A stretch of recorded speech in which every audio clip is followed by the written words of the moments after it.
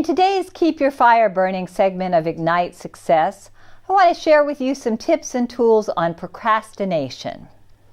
Most of us procrastinate for one reason or another at some point in our lives, and it can interfere with your success, your efficiency, and your relationships.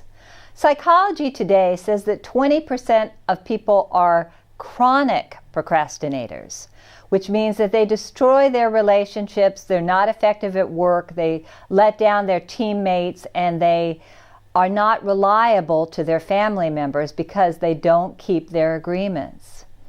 I don't think you're one of those people, but like most people, we all could use some help with procrastination.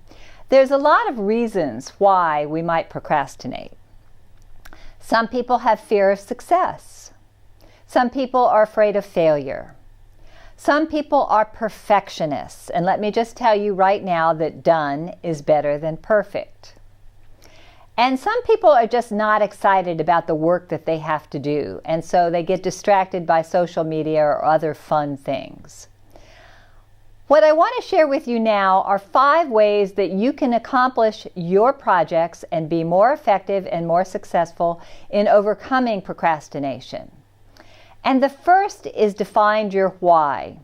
If you've been given a new project, let's say it's an event that you have to plan, you need to find out what the event is about and how the end result of that event will impact lives and how it will align with your why, with your meaning, with your life purpose.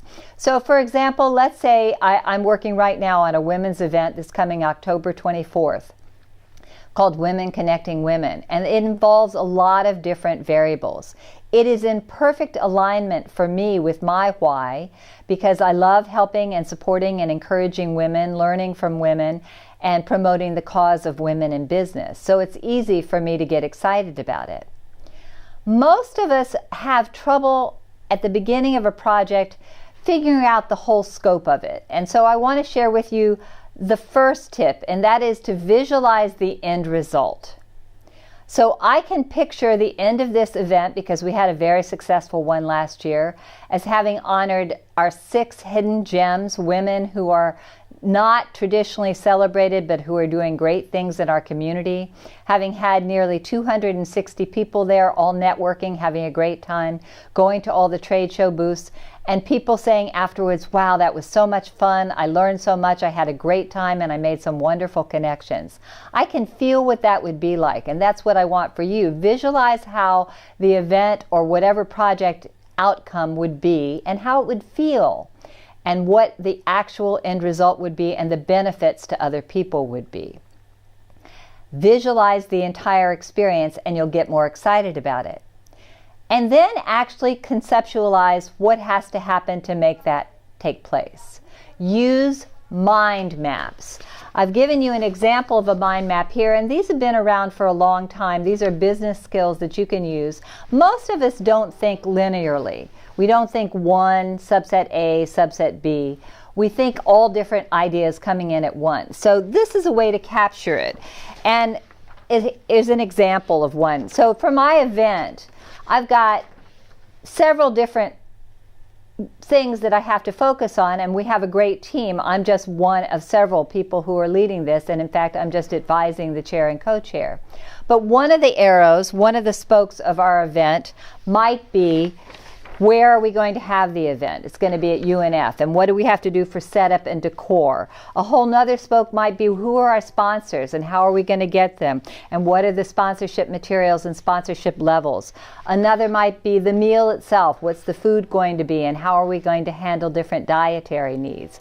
And another might be the program that is going to happen at the event. Who's going to speak? What's going to take place there? And are we going to have any written literature? Each one of those will have all different steps to it. And from there, your mind map gives you the base for your action plan. Having a written action plan with accountability partners is a very effective way to overcome procrastination. If you write down all the big steps that have to happen that you can get off your mind map, and then you put down who's responsible for each, and then you make sure that there's accountability partners, so everybody has a buddy who will check in with them weekly and see how the project is going. and that way you can sustain enthusiasm for it. You want to make sure that you're checking in and that you're meeting your deadlines and that everybody's crystal clear. So putting all this in writing will make a huge difference. And then finally, you want to celebrate your progress as you go. You know, most of our projects, most of us work on long-term things. It's very hard to stay motivated if you're just focusing on the end result and you're not tracking your progress as you go. It makes a big difference to celebrate each step of the way. For example, right now we've just landed some great sponsorships, and every time we get a new sponsor, we send each other an email or a text and everybody is shouting woohoo online, and we're excited about what's happening. You want to make sure that you track your progress and that you celebrate each of the steps along the way. So those are the 5 ways you can overcome procrastination. Start with a clear vision of what the end result is and align it to your why so you can get emotionally motivated. Use a mind map to conceptualize exactly what has to happen and brainstorm that with others. Create an action plan for success and have accountabilities that help you track that action plan and celebrate your progress. I hope you'll use this to help ignite your fire.